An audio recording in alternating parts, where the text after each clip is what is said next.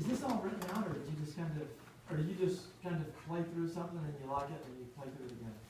It's actually all written out. It is, okay, good. Now, do you sit down at the piano and just kind of make stuff up from time to time? Yes. Okay, good. That's great. You want to keep doing that. In fact, Mr. Van Asten, who runs the Rhapsody Center, he used to do this all the time when he was at Stevens Point. And it was great, because he would come in and go, check this out. And I'm like, wow, that's great, keep going. So it's important that you always make the time to improvise and do stuff like that too. And I just have a sense I may be completely dead wrong about it.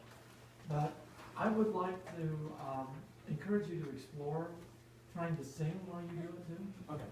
Have you ever tried that before? I have not. Yeah. Well, I'm sure there's a private place or someone, and you can start to explore it. But I have a feeling that if you were to sing while you play, that all sorts of other stuff would come up too. I just have a feeling about that. Maybe I'm wrong. But it's certainly worth considering.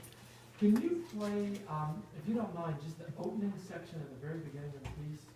Remember how we talked about grouping things in threes? It's really helpful. There's something else that's even more helpful. And some of you probably know more about math than I do, but there's this thing called the golden mean, and that usually when the third thing is longer than the first two, and usually it's twice as long or slightly off of twice as long as the first two, it makes it flow really naturally. Okay? So if you just played the opening thing, he did this intuitively, I think, but it worked really, really great when you did it.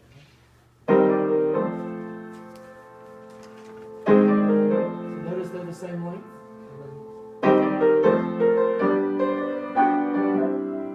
Right, so it seemed like it was twice as long as the first two were.